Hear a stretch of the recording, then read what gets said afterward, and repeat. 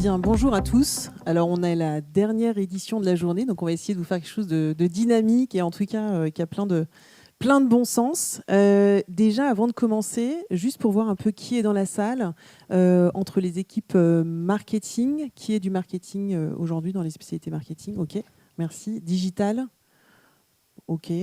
Oui, ça peut être les deux, hein. Souvent on n'est pas complètement... voilà, et commerciaux ou sales, est-ce que... Ouais, ok. Merci, ça permet de comprendre aussi. Donc, bonjour. Et nous, on est très contents aujourd'hui de vous parler de l'impact des pitchs commerciaux. On a beaucoup entendu parler aujourd'hui de l'IA, de la data, ce genre de choses. Plus il y a d'IA, plus il y a digital, plus finalement on est content de se retrouver. C'est le cas aujourd'hui. On a pu, moi en tant qu'exposant par exemple, pitcher toute la journée ce qu'on faisait chez Switcho. Donc, on voit bien que c'est pas parce qu'on va mettre plus de digital qu'on va oublier l'humain. Donc, le pitch a toujours son rôle à jouer.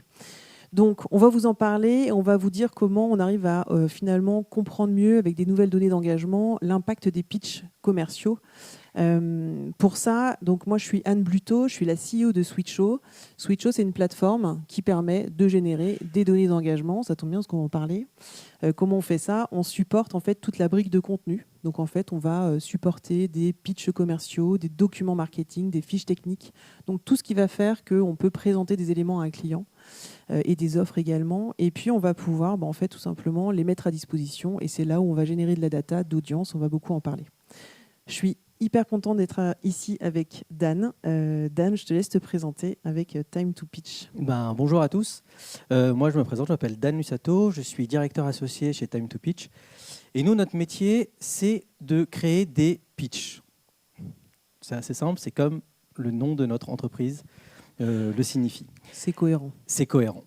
Et en fait, qu'est-ce qu'un bon pitch? Un pitch, c'est un argumentaire ayant pour but de convaincre. Et pour convaincre, en fait, il faut réussir à générer une réaction.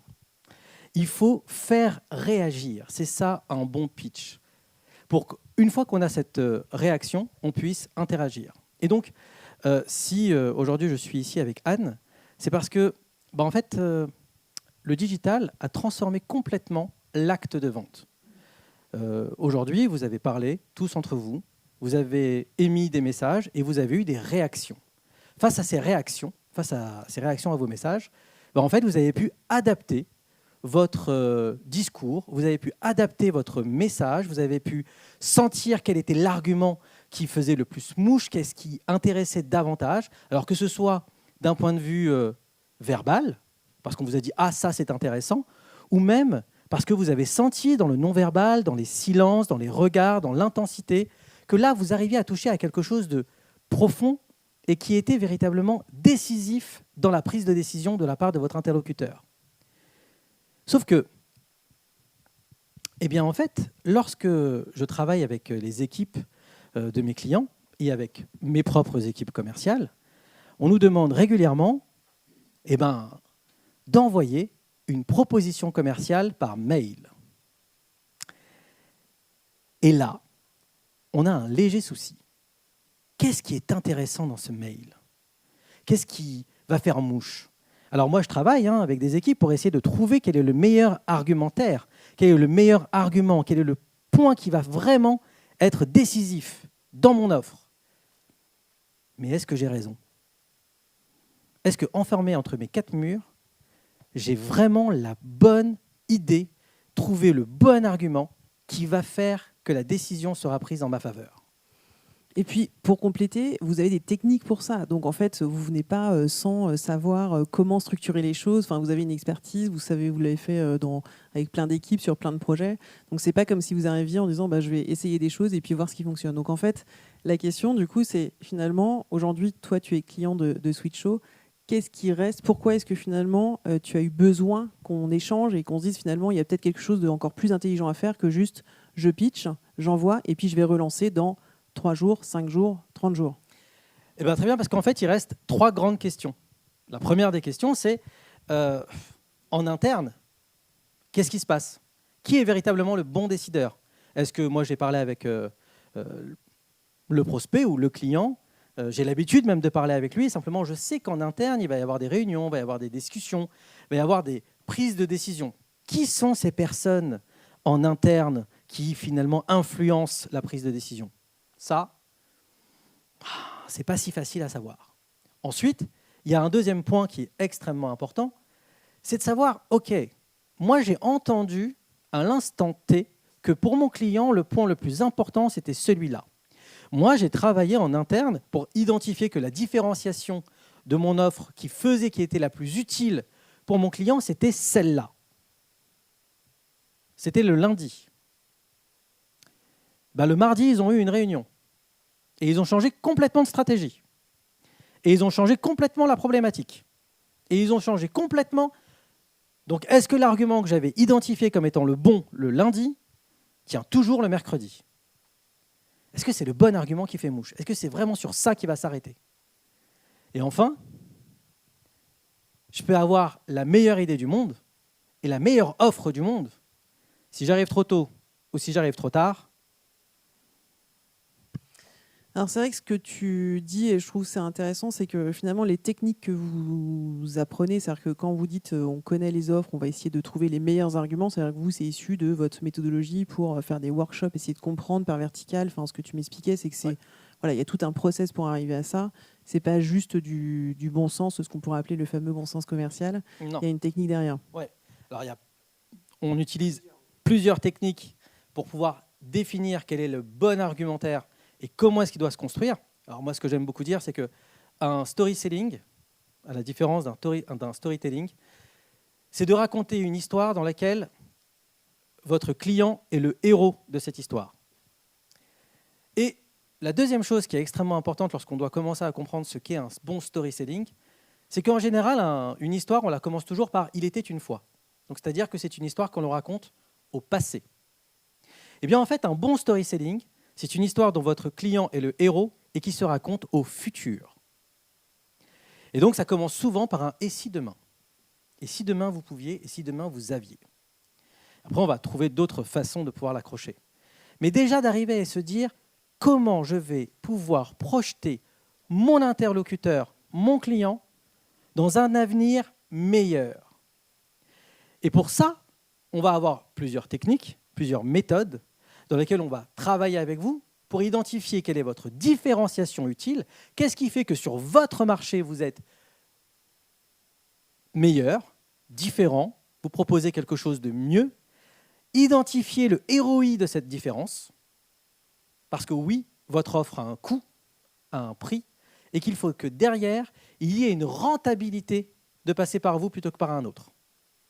Puis ensuite, on va mettre tout ça en musique avec une méthodologie qui permet de pouvoir aussi bien combiner l'émotionnel que le rationnel, c'est-à-dire ce qui donne envie et ce qui rassure.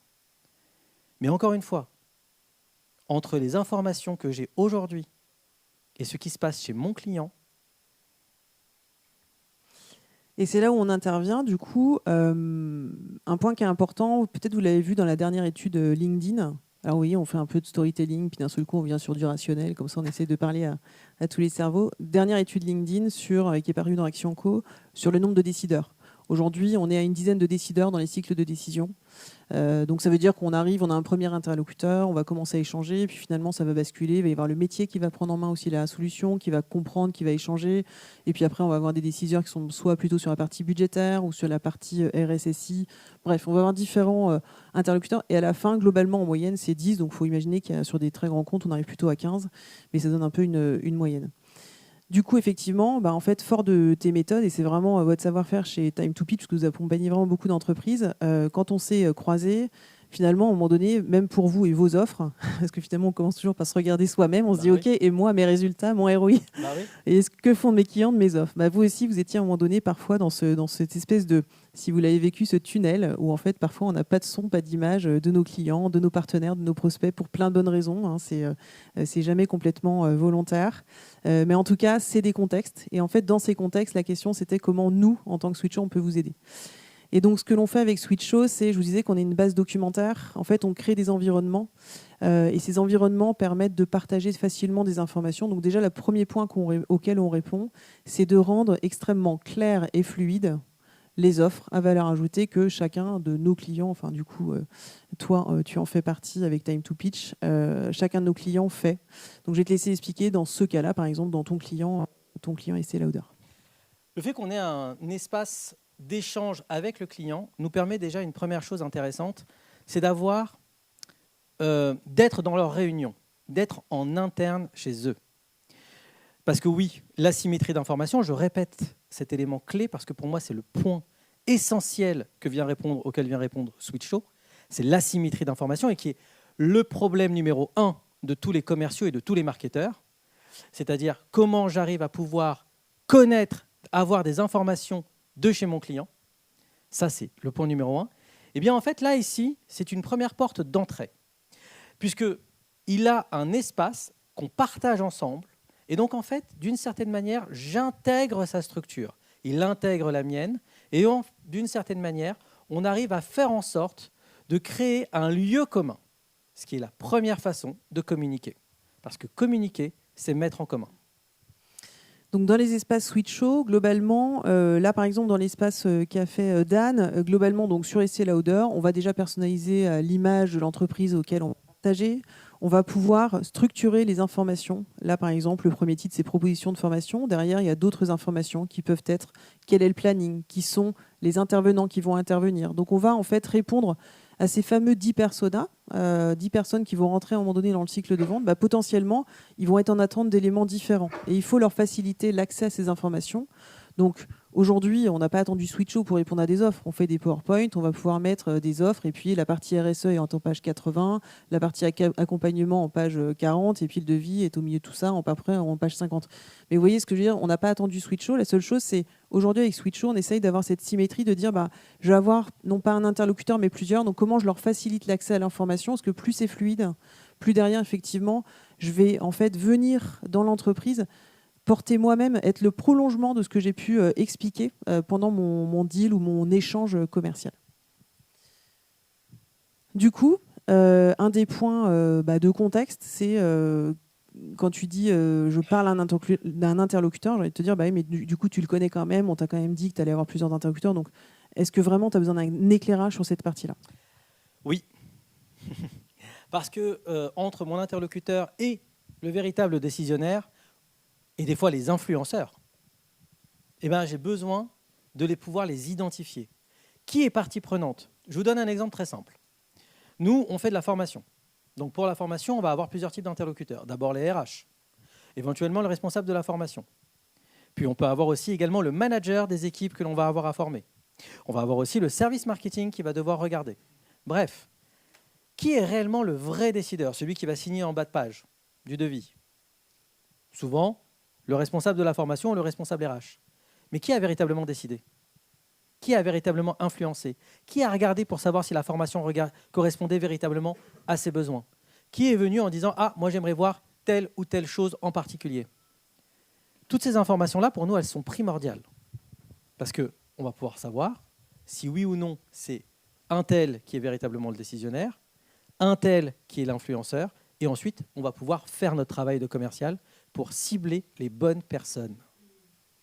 Donc, mapping d'influence, c'est une des fonctionnalités de Switcho, ça vous permet de comprendre. L'objectif, c'est de comprendre qui repartage à qui et de comprendre leur niveau d'intérêt. À des moments différents, on ne va pas avoir les mêmes niveaux d'influence en temps normal. En prospection, on a un premier élément et puis on voit qu'il y a de la lecture de documents, mais on ne sait pas exactement, il n'y a pas plus d'interaction. Par contre, effectivement, quand on rentre dans des moments de décision, là, ce qui est vraiment crucial, c'est de comprendre qui va être porteur de valeur. Donc, qui va être porteur de valeur? Donc là, tu viens d'en parler, mais du coup, il y a aussi un autre sujet qui est le quoi, finalement. Donc, je te laisse expliquer pourquoi c'est important pour toi. Alors, comme je l'ai dit, on va trouver... Chacun va penser que le bon argument, c'est celui-là. Moi, je suis persuadé que les argumentaires que l'on fait sont exceptionnels. Et vraiment. Avec beaucoup d'objectivité. Simplement, si j'avais 100% de réussite à toutes mes propositions commerciales, ce serait incroyable. Donc, arriver à comprendre quelle est la slide, quel est l'élément clé qui va faire basculer la décision. Sur quoi est-ce que notre interlocuteur va vraiment s'arrêter? Première idée, est-ce que c'est sur le prix? Est-ce que c'est sur l'offre? Est-ce que c'est sur qui on est? Est-ce que c'est sur le profil du coach?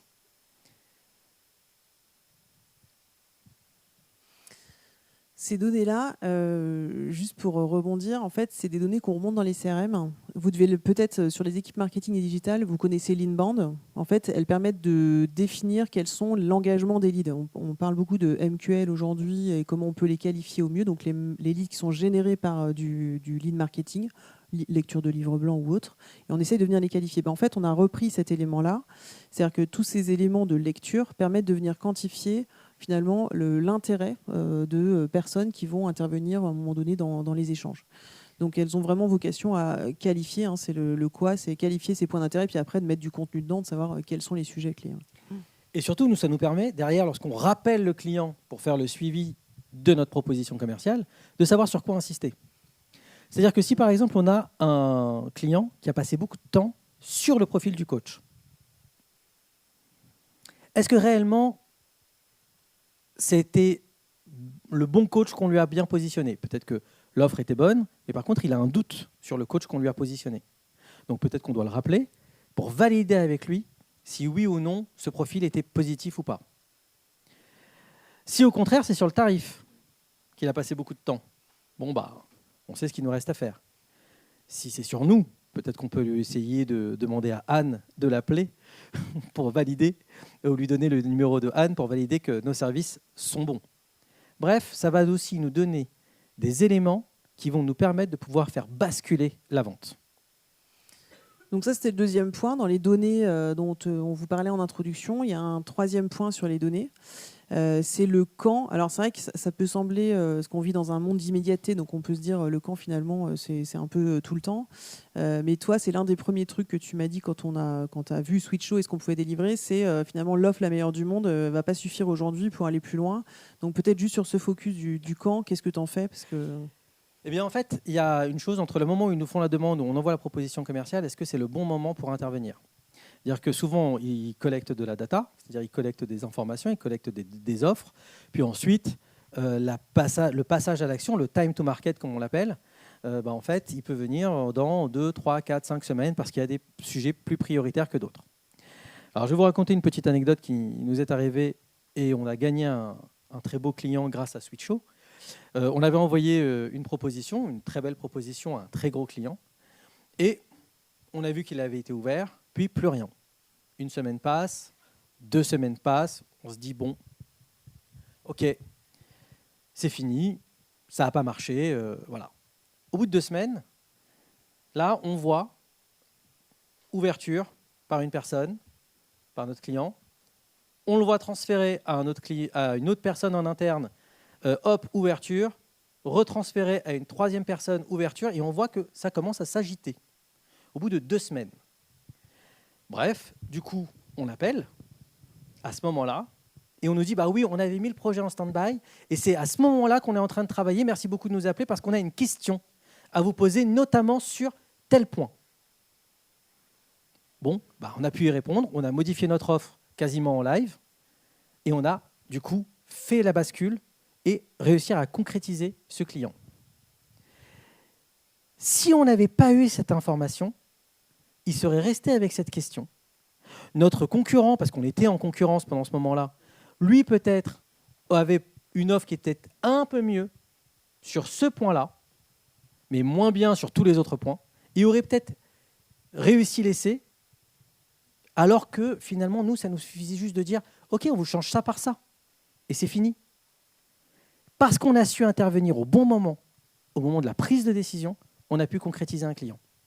Et donc ça, pour moi, en fait, l'argent qu'on met aujourd'hui dans Switcho, rien qu'avec ce client, il a été rentabilisé. C'est un super témoignage. Déjà, je te l'ai déjà dit, mais c'est vraiment merci beaucoup. Globalement, le quand, on vous parle beaucoup d'expérience client. Et dans l'expérience client, il y a une notion de fluidité. C'est comment on fait pour que, quand je parle moi en termes de marketing digital online, où je maîtrise mon sujet, et quand derrière ça rebascule dans l'humain, en fait, j'ai vraiment cette expérience sans couture, cette compréhension des offres. Mais il y a un deuxième point sur l'expérience, c'est client. C'est comment on fait pour avoir la juste pression, ce qui est très dur parce que quand on fait nos campagnes marketing, d'emailing ou nos séquences, à un moment donné, on va dire bon, ok, là, il est venu à un salon, il a téléchargé un livre blanc, et puis à un moment donné, il y a eu un échange commercial. Comment on dose en fait les moments de la relance, sachant qu'il y a du marketing qui croise avec du commercial. Et c'est vrai que cette notion de temporalité, qui est hyper importante pour les équipes commerciales, on la retrouve de la même façon sur la partie marketing, où on a une overview un peu des parcours 360 et multimédia. Et c'est pour ça que pour nous, c'est hyper crucial. Le but de ces éléments de data, c'est d'avoir la juste pression et une expérience qui est hyper fluide pour le client. C'est vraiment c'est de se mettre le plus en effet miroir. Du coup, ce qu'on a vu là, c'est qu'on avait globalement 3 typologies de données. Et en fait, elles ont elles donnent des informations différentes et des dimensions différentes. C'est pour ça qu'on les a traitées comme ça. C'est de se dire que l'influence nous permet de comprendre justement qui sont les parties prenantes. Donc c'est assez simple, c'est efficace et surtout parce que quand on remonte ces données-là dans le CRM, le truc c'est que vous voyez dans le CRM, vous allez avoir l'historique du contact et puis ça va empiler les points de tâche. Donc ok, on peut le screener, on regarde. C'est vrai que quand on le voit dans cette dimension-là, ça donne une toute autre relation, ça donne une autre compréhension de ce qu'on est en train de faire d'un point de vue commercial et interaction. Ça, c'est l'influence, ça permet déjà d'avoir une première notion. La deuxième partie qui est l'engagement, c'est une donnée, c'est un terme qu'on entend beaucoup plus dans le marketing, donc c'est une donnée auquel on est un peu plus sensible, mais cette notion de sujet, de se dire quel est le sujet qui engage le plus, combien de temps finalement j'ai vraiment capté l'attention, est-ce que c'était juste superficiel, est-ce que si je fais juste ouvrir, fermer, ça va pas me dire la même chose que si vraiment j'y passe du temps, donc c'est-à-dire que mon scoring en fait client ou lead, il peut être majoré, donc ça va pas dire la même chose. Et pareil sur l'intention, et là c'est ce que je disais sur le timing, c'est qu'en fait, gérer la pression et le parcours, on sait que c'est très complexe, les parcours et l'expérience client, le gérer. D'avoir cette donnée-là permet en temps réel aux équipes commerciales essentiellement, le marketing va le prendre de façon peut-être un peu plus agrégée, mais on peut avoir des triggers, on a aussi des clients qui gèrent des triggers, c'est-à-dire qu'à une action qui est faite, alors il y a des actions marketing derrière de nurturing qui parfois sont liées. Du coup, ça c'était les 3 points qu'on voulait vous partager, et pour te laisser un petit peu rebondir sur tout ça. Oui. Le thème d'aujourd'hui, c'était comment réussir à mieux pouvoir vendre ou réussir nos argumentaires de vente avec de la donnée augmentée, avec les données. Et en fait, moi, j'aimerais revenir là-dessus une seconde. Parce que Internet, maintenant, ça fait longtemps que ça existe, le digital, les échanges ont été complètement transformés et ont complètement transformé l'acte de vente. Tout à l'heure, Anne disait quelque chose de très beau. Elle a passé la journée à pitcher son produit à des vrais gens. Aujourd'hui, moi, je passe mes journées dans mon bureau face à un écran en train de faire des visios avec des clients en 30 minutes. Je n'ai quasiment plus le contact physique. J'avais mon associé tout à l'heure qui me disait « j'ai été voir un client en vrai ». C'était quelque chose. Ça devient rare. Il faut en profiter. On s'est retrouvés dans une salle de réunion et on a échangé, on a pris un café ensemble. Il m'a même dit « j'ai pris une photo ». C'est quand même dingue. Et en fait, aujourd'hui, on est dans cette ère où la relation est très compliquée à gérer. On a énormément de data lorsqu'on commence à mettre une offre, on fait sa landing page, on met ses Google Ads. J'ai assisté à plein de conférences très intéressantes sur comment réussir à mieux gérer les recherches sur Google et à pouvoir améliorer ses interactions avec ses futurs clients. Mais dans la vie de tous les jours, comment est-ce que je fais pour avoir tout ça ? Et en fait, nous, notre travail chez Time to Pitch, c'est de générer des réactions. C'est de faire en sorte qu'on arrive à avoir en réalité un écho à nos messages. Et ça, c'est extrêmement important de continuer à l'avoir sur le digital. Comment vous arrivez à faire réagir vos interlocuteurs quand vous envoyez un message. Faites-les réagir. Arrivez à avoir de la data, de leurs réactions. Identifiez quels sont leurs moments d'hésitation, leurs éléments clés. Ne soyez pas aveugles face au digital. C'est peut-être le plus important que vous devez retenir. Voilà, donc en synthèse, en tout cas, ce qu'on voulait vous partager, c'est ça. Et ça, c'est toi qui l'as dit, donc je peux le redire facilement. L'art du pitch, c'est de générer du feedback. L'art de Switcho, c'est d'en donner, mais d'un point de vue très quantitatif. Et en fait, nous, on a un outil qui gère l'automatisation de façon très manuelle. C'est-à-dire que l'objectif, c'est que les équipes commerciales puissent vraiment garder la maîtrise de ce qu'ils font, puisque c'est notre rôle, c'est de donner en fait cette continuité de l'expérience, mais avec au démarrage un rendez-vous qui est complètement humain. Donc voilà, on sera ravis de répondre à vos questions si vous en avez, soit sur la partie pitch, parce qu'ils sont vraiment experts de cette partie-là, c'est toujours très intéressant d'échanger sur leur méthode, ou soit sur Switcho, en tout cas, n'hésitez pas. Merci beaucoup de votre attention. J'adore être applaudi, donc on va attendre les 8 minutes. Comme ça, vous réapplaudissez après les questions. Est-ce que vous avez des questions? Waouh. Ouais. Oui, je voulais savoir si les clients des clients de Switcho savaient que vous pouviez analyser l'ensemble de ces données-là ou si vous étiez obligé d'être transparent ou pas. Alors, obligé, il y a deux choses. Il y a la partie RGPD, et donc on est dans un cadre B2B, et après on est effectivement dans un cadre soumis à la RGPD. Aujourd'hui, en fait, dans les interactions B2B, quand un commercial rencontre un client et qu'il va demander, le client va demander à recevoir une offre commerciale, on peut tout à fait lui envoyer et en fait venir dans un espace. Alors nous, ce qu'on recommande, c'est de préciser qu'il y a un espace dans lequel va y avoir les informations. Aussi parce que c'est pas encore des pratiques qui sont forcément complètement courantes. On peut s'attendre à une pièce jointe. Donc voilà, ça c'est une pratique, on va dire, qui permet à la fois de couvrir la notion de c'est un espace sécurisé qui va du coup avoir une traçabilité. Et la deuxième chose, c'est bien un lien, c'est pas une pièce jointe. N'attendez pas de ma part qu'il y ait une pièce jointe. La deuxième chose, c'est il y a un cas d'usage, vous avez vu tout à l'heure, l'influence. En fait, pour arriver au niveau 2, moi je ne connais pas la personne de niveau 2. Donc ça veut dire que pour être conforme et donner toute cette transparence, on a en fait tout simplement des options, mais c'est vraiment comme le l'inbound, ça s'appelle de l'inbound selling. On va pouvoir demander à identifier son visiteur. Donc en fait, on se retrouve avec une pop-up d'invitation à rentrer son mail pour accéder au contenu. Et en fait, aujourd'hui, alors en règle générale, c'est l'une des premières questions qu'on me pose, c'est est-ce qu'il y a une friction, enfin dans quelle mesure la friction fait que la personne ne va pas jusqu'au contenu. Mais en fait, dans la mesure où commercialement on a eu un échange, je ne suis pas en train de pousser une campagne d'outbound automatisée ou d'emailing, c'est vraiment ça fait suite à un échange commercial. Et donc aujourd'hui, que ce soit des très grands corporates ou des plus petites entreprises, globalement, on n'a pas de problème du tout à la lecture des documents. C'est-à-dire la personne, si jamais on a demandé cette option-là, va accéder aux documents. Pour compléter, je peux peut-être dire aussi un point, c'est que sur la partie lien, en fait, Switcho, nous, on va créer un lien. On a une intelligence qui permet de créer un espace pour chaque individu. Si je rentre 10 personnes, je vais créer un espace pour 10 individus. Si une de ces personnes renvoie à 100 personnes, je ne vais pas savoir qui sont les 100 si je n'ai pas demandé d'identification. Donc, je vais l'affecter par défaut en disant a priori, je l'affecte à la personne pour qui j'ai créé l'espace. Voilà.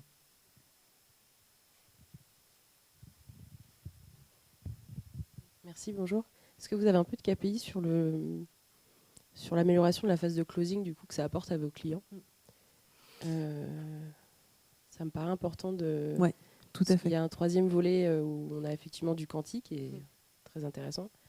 En revanche, on parlait d'ROI. Voilà. Qu'est-ce que ça peut donner? Qu'est-ce que ça donne?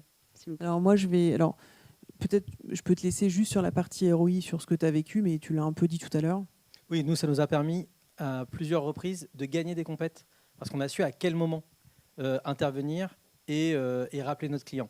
Nous, c'est surtout sur cette dimension-là qu'en fait, on a vraiment eu un gap en termes de transformation. Les autres informations étaient fondamentales dans notre connaissance du client, mais vraiment le bon moment pour nous, c'était le plus important. Donc et on a, en termes de KPI, je ne vais pas dire qu'on a multiplié par 2 notre transformation, mais en règle générale, lorsqu'on voit qu'il y a des mouvements, 3 fois sur 4, on arrive à pouvoir closer. Donc ça, c'est une notion de bon timing. C'est juste que, moi j'aime bien dire, avant l'heure, c'est trop tôt. Donc on fait des relances parfois dans le vide. Et puis après, c'est peut-être trop tard parce qu'il y a quelqu'un qui est passé ou la décision a été prise pour différentes raisons. Dans les indicateurs, donc effectivement, nous, on a un impact sur le taux de closing. Alors là, c'est vrai que sur des marchés comme toi, en plus, on est sur une petite équipe qui l'utilise. Donc ça veut dire que le ROI est effectivement énorme parce qu'en fait, on a une valeur de produit qui est complètement accessible. Après, sur des équipes en règle générale, nous, on améliore de 17% le taux de closing. Donc ça, c'est un des points qu'on peut dire. Et après, il y a un autre point qui est en productivité. Parce que ce qu'on ne voit pas là, ce qu'on n'a pas abordé, mais c'est que, en fait, à partir du moment où je sais ce qui a de l'impact, parce que j'ai les données, donc j'ai des données de façon sur un échange, mais j'ai aussi au niveau marketing d'un point de vue tout contenu confondu. Ça veut dire qu'en fait, on modélise des espaces qui nous permettent de répondre à des typologies d'offres. Voilà, une offre A avec un appel d'offres qui va plutôt concerner telle industrie. On sait qu'il y a globalement tel bundle d'offres. En fait, je vais pouvoir le dupliquer. Donc, ce qui fait que je gagne du temps parce que tous mes documents en tant que commercial sont déjà accessibles et packagés pour que ce soit actionnable. Donc il y a aussi cet aspect-là, c'est qu'en fait, on va faire gagner beaucoup de temps sur la recherche d'informations, sur la structuration, et comme ça crée la friction juste nécessaire pour se dire, bon, là, j'aurais bien changé le mot à la page 4, finalement, il est déjà comme ça dans l'outil, je le laisse comme ça, parce que finalement, c'est pas ça qui va me faire gagner ou perdre. Par contre, sur ma proposition commerciale, oui, là, je fais du 100% sur mesure. Voilà, mais il y a aussi ce gros gain d'efficacité sur la capacité, en fait, à réutiliser des choses qui n'ont pas forcément vocation à être personnalisées.